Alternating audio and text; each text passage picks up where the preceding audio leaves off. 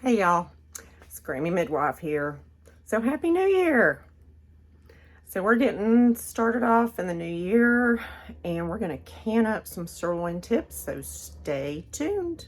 Be right back.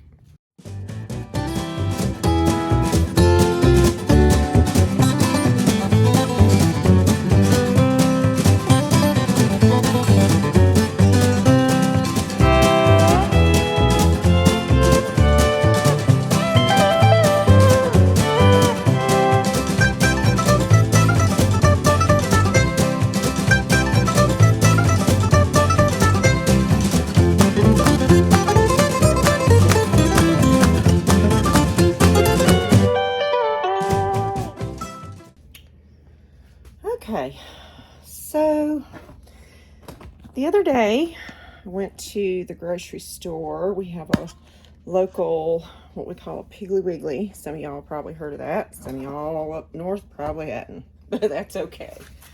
And they had the sirloin steak, boneless, marked down for reduced sale, for quick sale, reduced for quick sale. There we go. And it was marked down from $6.99 a pound to $4.99 a pound. Now y'all know all kinds of beef is just going up like crazy. So when you find this on sale, or I used to work at this grocery store like 100 years ago, and and the market manager there told me that when the fluorescent lights start changing the color of the meat, they have to mark it down. So there's nothing wrong with it. It's just changing the color right here. When you cut into it, it's still that really pretty red color. So what I do, and I have found that my husband and I, we used to love to eat at a steakhouse and have sirloin tips with mashed potatoes and gravy. And so this makes a really, really fast meal. And this is how I meal prep. So we go ahead and we ran out. I had like 20 something jars of sirloin tips canned up, and we have run out. So I'm going to get those canned up today, and this is how we do it. Now, I will also watch sales for when they have sirloin tip roast, sirloin steaks, and any really kind of cut of meat that is not like T-bones or stuff like that. I do buy my T-bones and stuff on sale when it's marked down, but I don't can them. I do can this. So what I do is I basically just, they cut easier when they're just a little frozen, but these I've had in the refrigerator.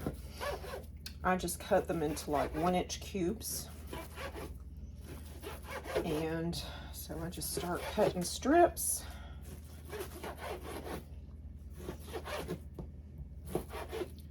And then I turn them around and cut them into cubes.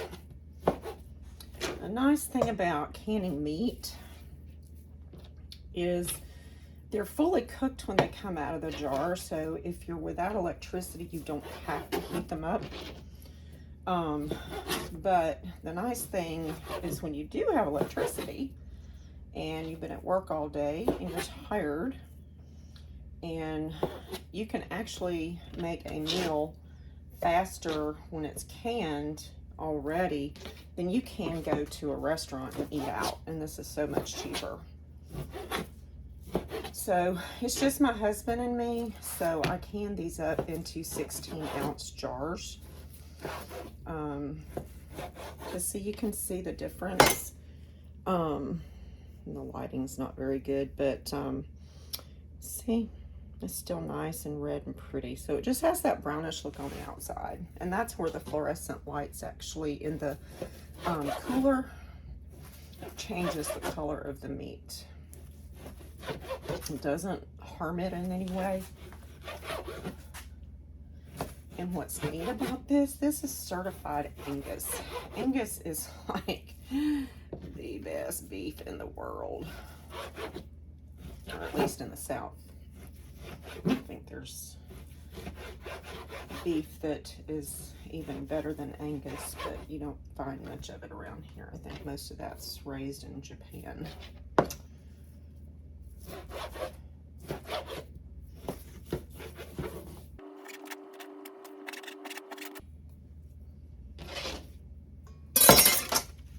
Now, I already have my jars soaking in some water with a little bit of bleach. I do like to put a little bit of bleach, or either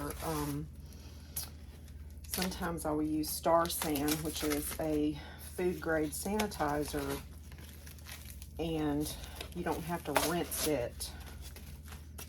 But typically I don't even rinse my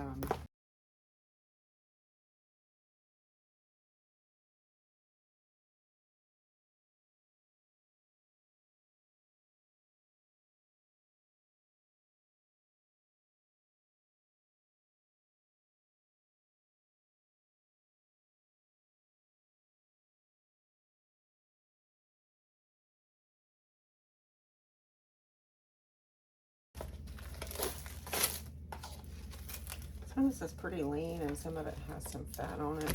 I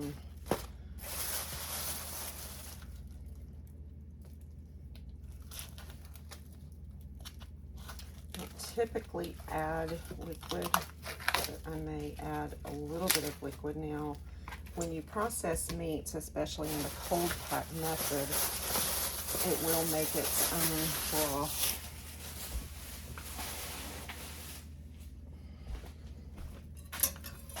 Like I said, some of this is so really, really lean. You'll still get some broth out of it.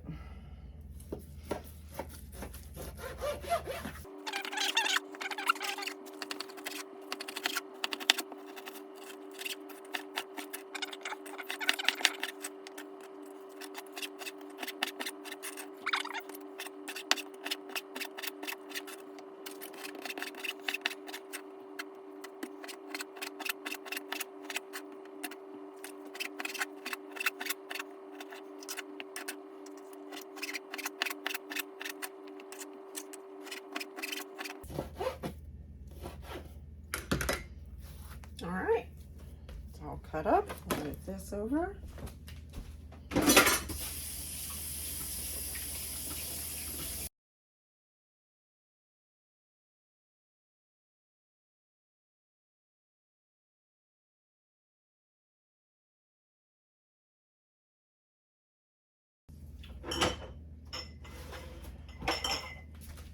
So I like to use the wide mouth pints for meats. It's just easier to get it out, but I'm getting low, so I will be using some regular mouth pints if I run out. And when you're cold packing meats, the most important thing to remember is cold meat, cold jars, cold water in your canner.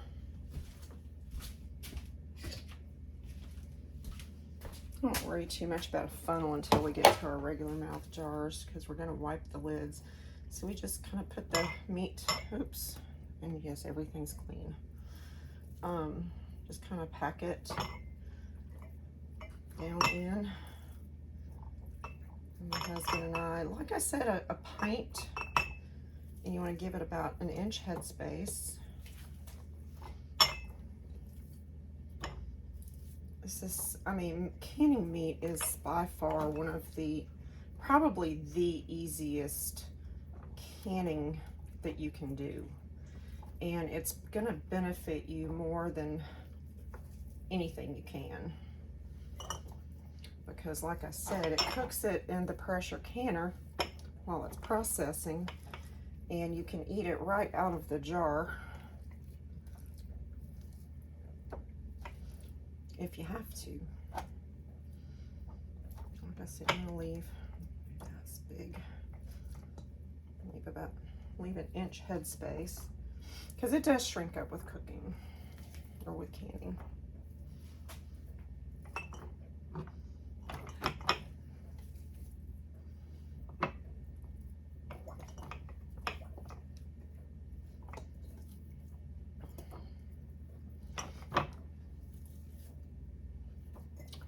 Now, a lot of people tend to think that canning is more of a hobby than it is a necessity these days, and to a point that's true.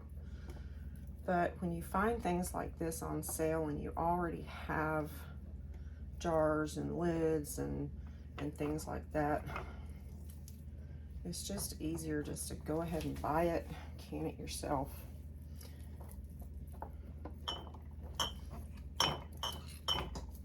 I mean, we do keep like canned chicken, canned Spam, and things like that on the shelf for emergencies. We live about an hour and a half from the Gulf Coast. Okay, now I'll start using this.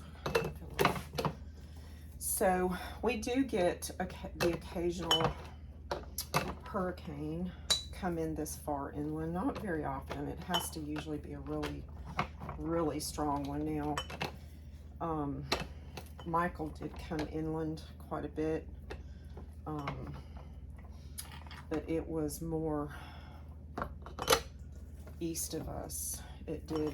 We are just north of Dothan, Alabama, and Dothan got quite a bit of damage. I was also working in Albany, Georgia at the time, and Albany also got quite a bit of damage. By the time it hit Dothan and Albany, it was already down to a Category 2, so an hour and a half inland, and we were still at a Category 2. So it's nice to have emergency food storage, because you have that food capability without having to cook if you need to. That's perfect. It came out to 9 pints.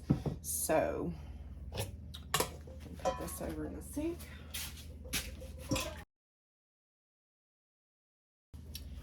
Now I do put salt, and I use half a teaspoon.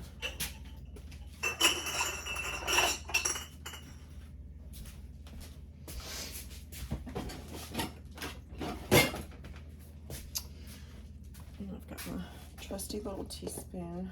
So you can use canning salt, you can use pink Himalayan salt, just do not use iodized table salt. You can even use plain table salt, but you're just not iodized.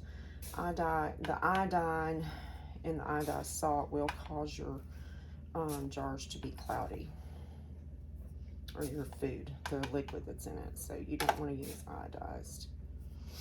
I'm just using pink Himalayan because it was handy. I usually use canning salt.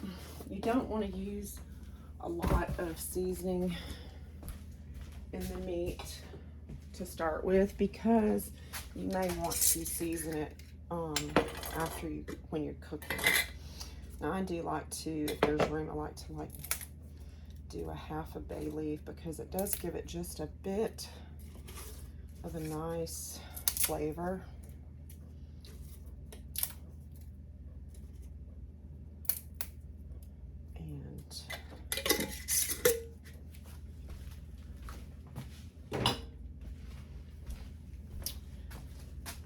And considering how much we've got that packed, I don't think I'm going to add any water. What I am going to do is I need to get my lids.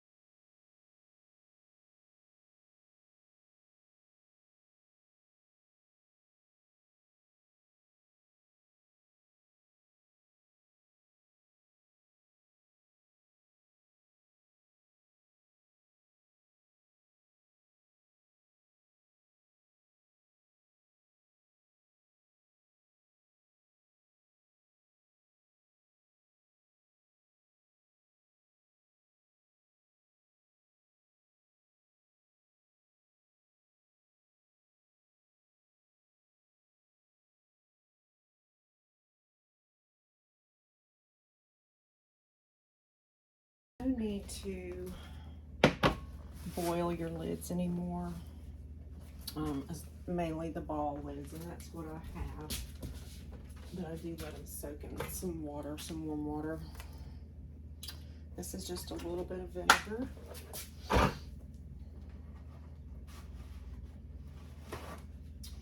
And what I'm going to do, you've probably seen me do this before in other canners, you just want to wipe around the lid. Wiping around the lid with vinegar helps clean them, so you'll get a better seal.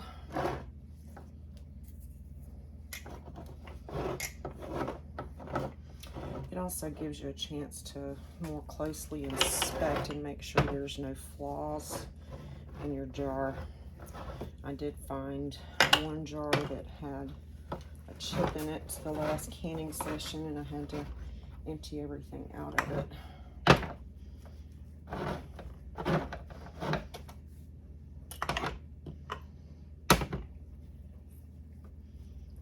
And it's not going to hurt if you know, meat, it doesn't hurt to put vinegar in if a little bit drops in there, so you don't have to worry about that. All right, so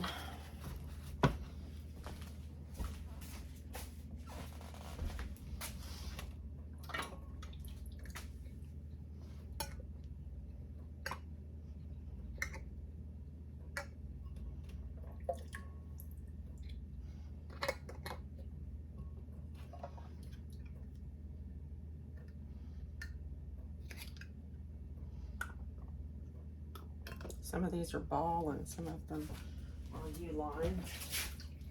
A couple of years ago we had a shortage of jar lids.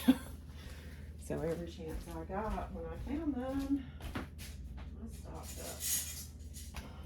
So you want to make sure that your rings are fingertip tight. In other words, you don't want to crank it down. There is a little gap that you have to have, that air gap between the lid and the jar. And as it's processing, it allows air to escape. Okay, oh, let's see, that ring's messed up.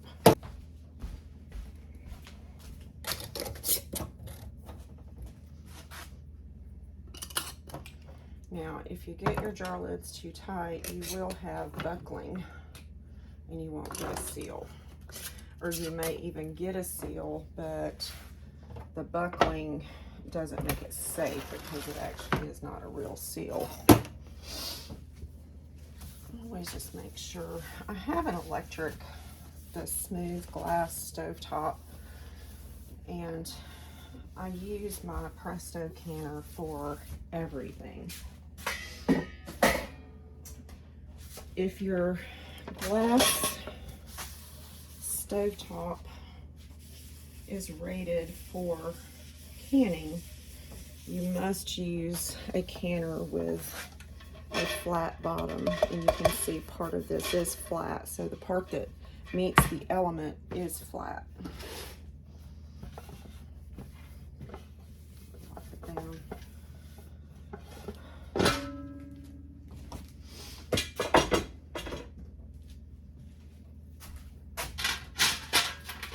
I'm going to add water to where it is supposed to be added. Remember, cold meat, cold jars, cold water, cold canner. So in a Presto, if you feel across from the handle that has the writing on it, the lock, across from it there are little indentions, and the first indention is where you want to fill your canner to with water before you add jars.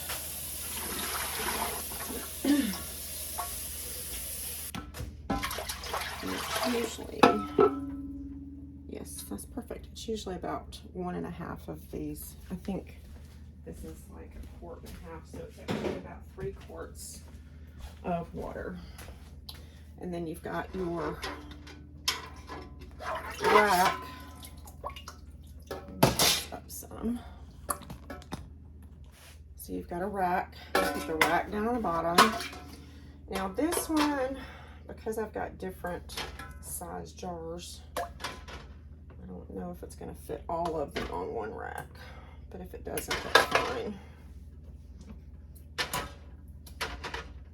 It might.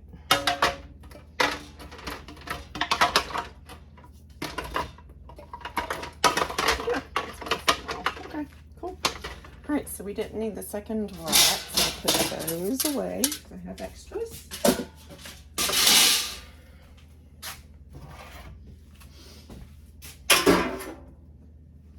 And that extra vinegar, I'm just going to pour in the water. That's just to keep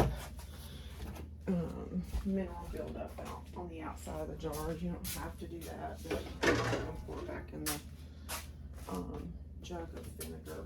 All right. So this one has a gauge. You're just going to put it on, lock it, turn your oven or your stove on high, and you're going to bring it to a boil. Now it takes even just 3 quarts. It takes a while for it to get to a boil. So we will be back once it gets to a boil. Okay, so we're starting to get some steam coming out of our vent. You can see it here, I think. Maybe not. Light kind of keeps it from that. But you want a steady stream of steam.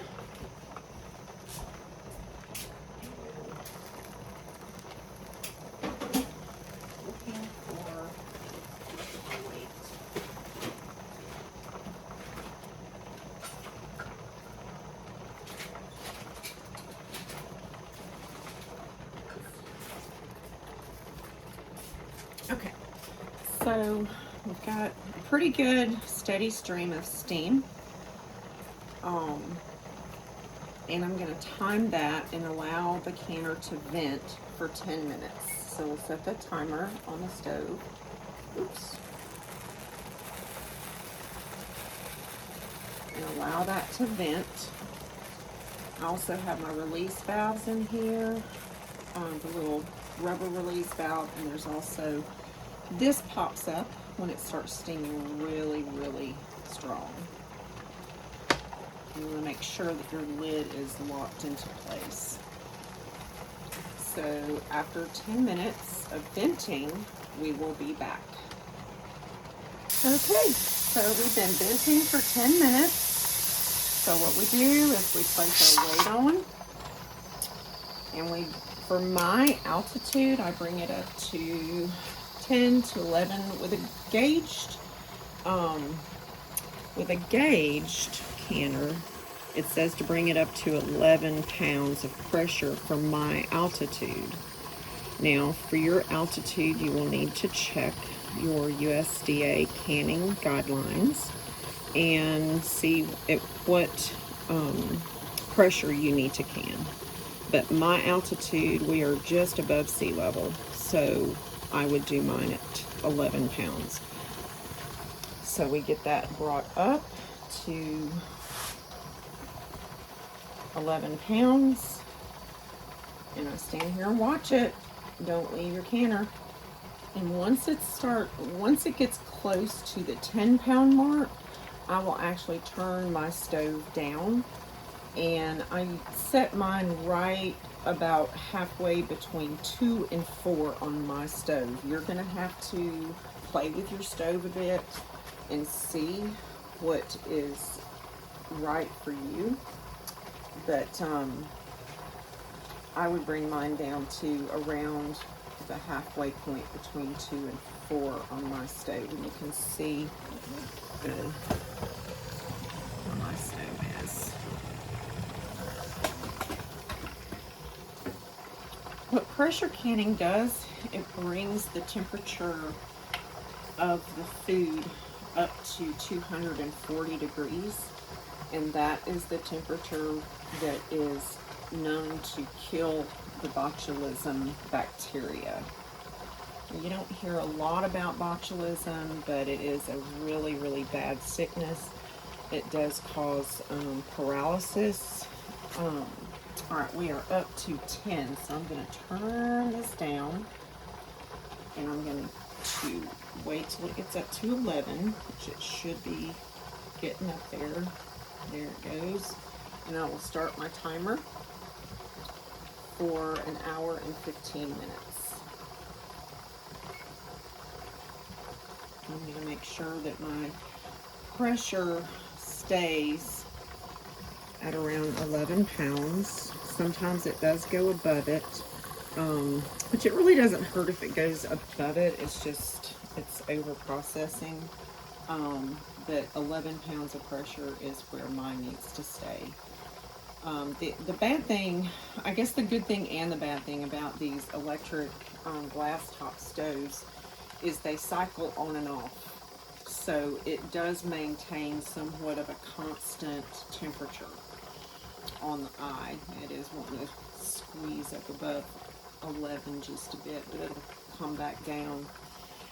You do not want to leave your canner for any length of time while it is processing, because if it drops below that 11 pounds, you have to start the processing time over again. So make sure that you're close by. You can come back frequently and check and make sure that this gauge is staying at the 11 pound mark.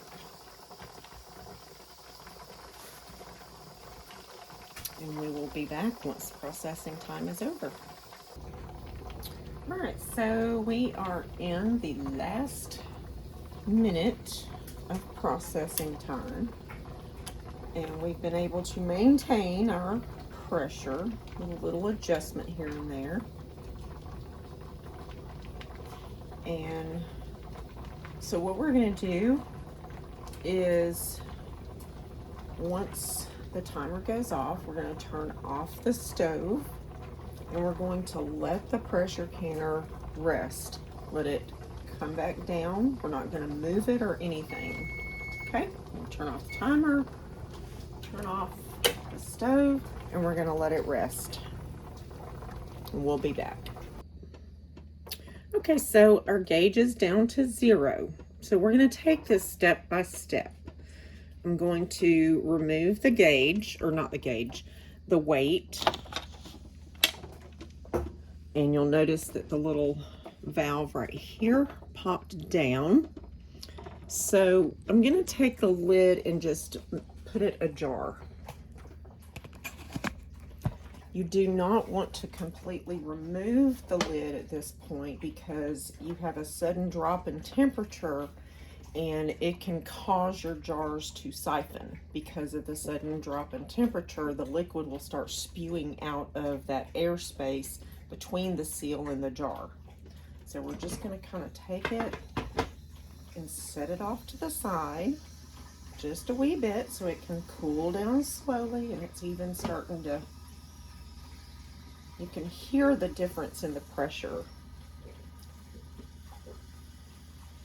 And then we're going to let that cool down before we remove the jars. Okay? We'll be back.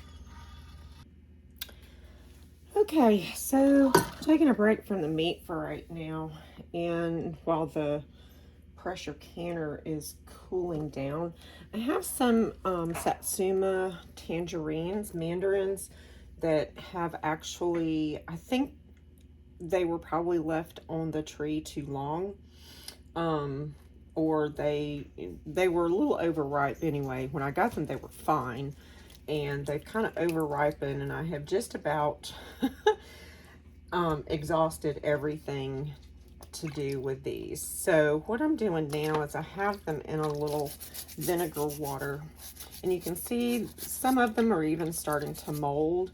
The ones that have a little surface mold on them, I'm just cleaning them, kind of scrubbing them and getting them clean and putting them to the side. And so what I'm going to do with this is I'm going to make some tangerine vinegar out of the ones that I can get clean. And I can probably, even the ones I can't get clean, it's no big deal. I can peel them and just use the fruit part instead of the peelings too. So we're going to make some citrus vinegar, so stay tuned. I actually peeled one of these this morning and ate it, and they're starting to turn. The interesting thing is when when citrus starts to turn, it starts getting kind of vinegary anyway. So it's pretty much the perfect fruit to make vinegar out of. But I'm gonna peel the majority of these because quite a few of them have mold and the skins are kind of getting a little soft. So we're just gonna peel some of these that look the worst. I'm not gonna kill myself to scrub them. And then we're gonna put them in a jar, probably a couple of jars, as a matter of fact. And I got this idea from Mary's Nest. I enjoy her channel as well as Rain Country. Rain Country, Heidi is in Washington and Mary is in Texas, but they both have very similar information that I really like. Well, I mean, similar in subject-wise, but they're both very, very helpful in learning how to do some of these things.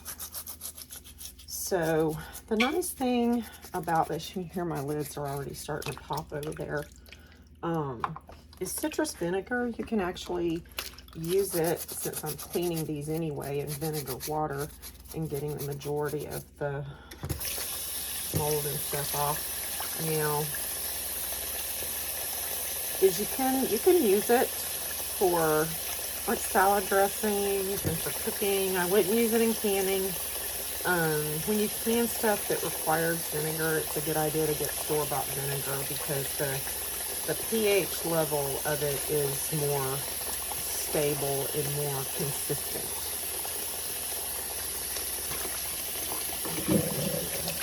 Drain now. So the majority of these, I'd say about maybe half of them I'm needing to peel, and the other half I don't.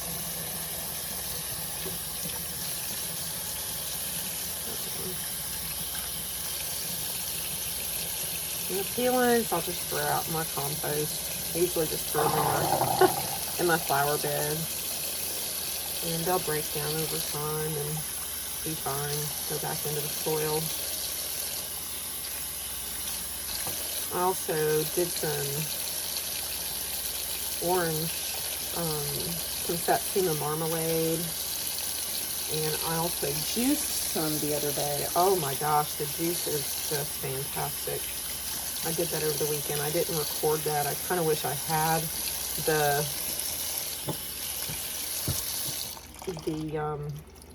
I'm sorry, I had the order running so loudly.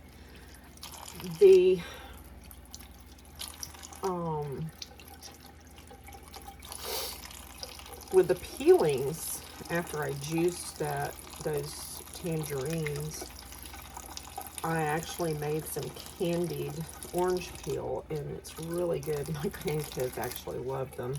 I said, oh, can we have some to go home? And I didn't record that because it's the first time I'd ever used the satsuma peelings. And I did it, I didn't know how they were going to turn out. I should have gone ahead and videoed, but I didn't. But,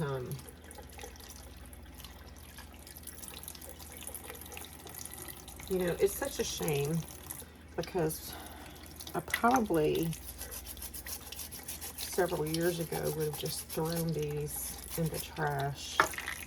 And now I'm becoming more and more like my mother. Sometimes I find that scary. God rest her soul. She's been gone for a few years now. But she was very frugal. But I think there's things that I'm doing that honestly she is looking down from heaven and saying, you go girl. Because I'm getting more and more frugal in my older age. And I'm learning so much from YouTube channels and from some of the books that I've gotten.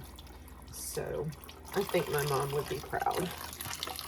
All right, so we got them Some of them peeled, some of them not.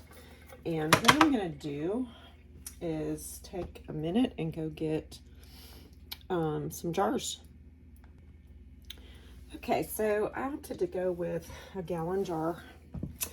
I actually had a SCOBY hotel that I didn't keep up with, so it was starting to get vinegary anyway. So I just went and gave it to my chickens, and they are loving it. So we're just going to need to clean this jar out really good.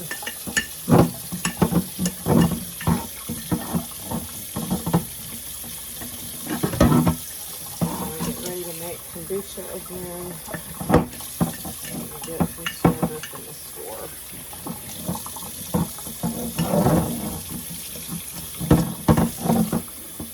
There's a bad SCOBY mom. So what I'm gonna do is I'm gonna take these, break them up into sections. The ones that I'm not even gonna try to make it pretty. I'm just gonna kind of tear them apart.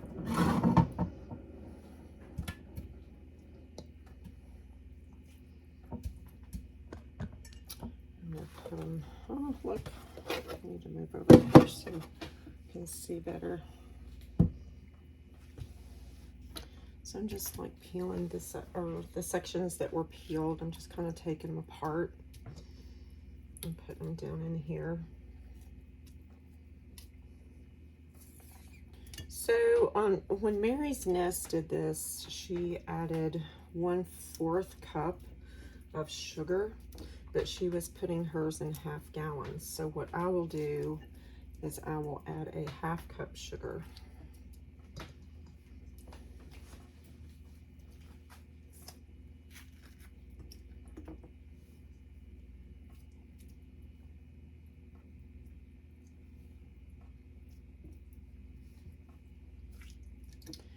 And that will help speed or help with the fermentation process. I hate wasting, and I know my mother would agree. My mother was a product of the Great Depression, so she was extremely frugal. And of course she learned it from her mother and dad, who lived during the Great Depression and survived it. They were farmers and cotton and textile mill workers, so this is going to be a little bit more.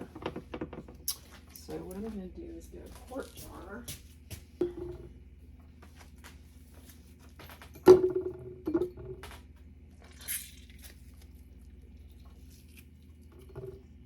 Now the nice thing about quart jar and the 1/2 gallon jars is you can, when you're putting, when you're making vinegar, you want it to actually breathe.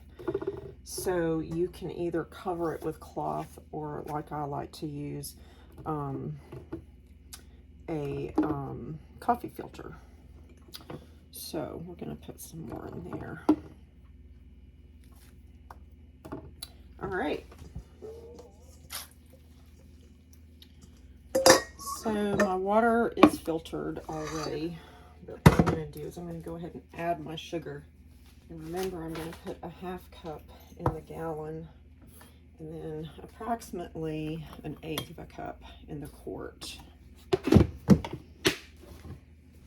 then we're just going to fill this up with water. And you may need to get something to kind of stir it down. I'm going to leave a little head space there, because it will start bubbling. My husband always gets chopsticks. And what that does is it kind of, just like you were debubbling when you're canning, it allows some of the bubbles to come up so the moisture can get there. And you just pack that down in there.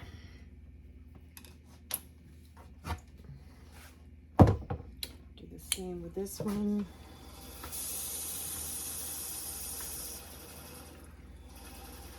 Again, leave a little headspace, because as it ferments, it will start to bubble.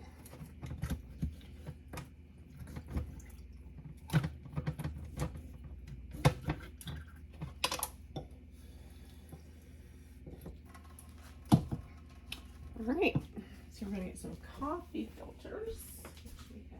Now the nice thing about the quart jar is you can put the coffee filter over it, and then you can just put a ring over it. See? Nice, huh? A gallon jar, there is no ring to fit a gallon jar, so I'm just going to put a rubber band over that. And then we will set this to the side, and within about 30 days, it should be fermented. Now, we're going to have to take this off every couple of days and stir it, but it should start turning into vinegar. And I'll show you one of my vinegars I've already started.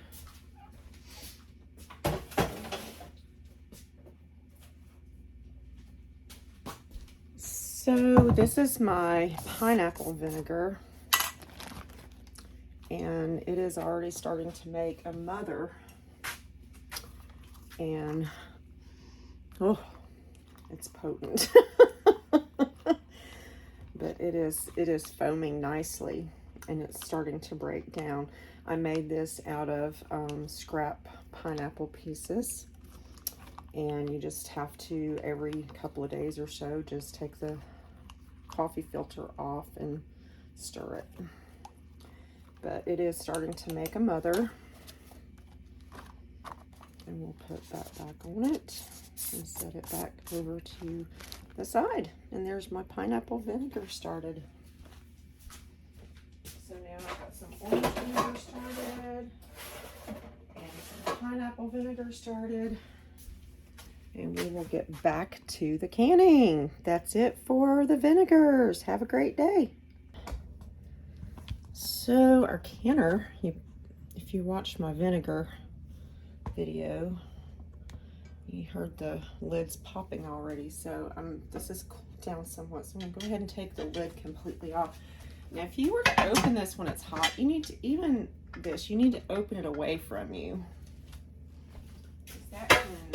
Steam can really burn you pretty bad. And I'm gonna get something to put these on. A kitchen that has not been remodeled since the 70s. And we've removed some of the cabinets and haven't started remodeling in here yet because I have a big project planned for it. So I have moved in. When I was helping a friend with her bakery, I bought some stainless steel work tables to put in the bakery. So I'm slowly but surely putting my stainless steel work tables in here and kind of rearranging until I can remodel. So I don't want to set my jars directly on the stainless steel because it will not cool very well. So here is a jar, and you can see how it's still bubbling. And remember, we did not add any liquid to this. So all of that broth in there was made in the processing.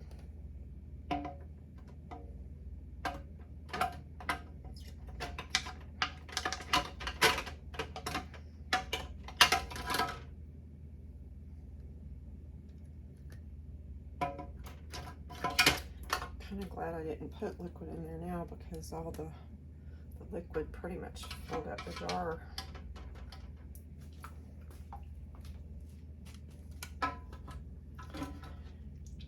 But if you slowly go into your canner rather than just take the lid off, you have less siphoning, or again, siphoning is loss of the fluid or the broth. Let me drop this down some.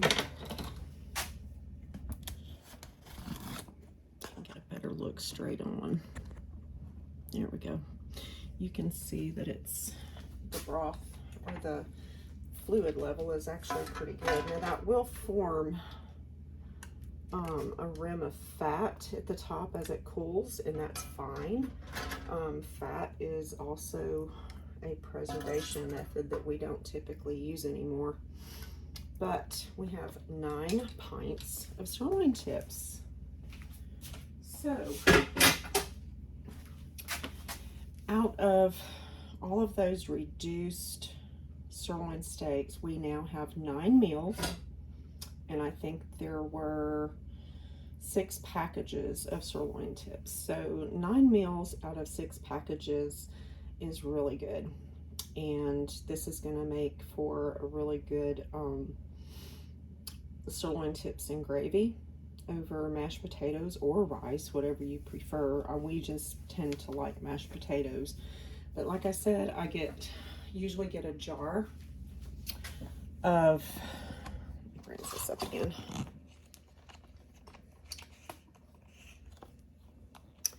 I usually get a jar of potatoes that I've processed, and I mash those. I heat them up and mash them, and then I heat up the sirloin tips in a skillet, and just to get them warm, and then add some liquid to the broth, and then I keep dry gravy mix on hand, and I put a couple of tablespoons in there for the gravy, and then heat up some canned green beans, and we have supper. And it only takes 15 minutes. I timed it, so as a matter of fact, I think it was less than 15 minutes. So it makes for a nice quick meal. And if you're like me, you like quick meals, but you don't want to pay the premium price for them that you do when you go out to eat. So it's nice to have it on hand. So that's the canning meat. And again, thanks for joining me. Glad you dropped in, and come back to see me.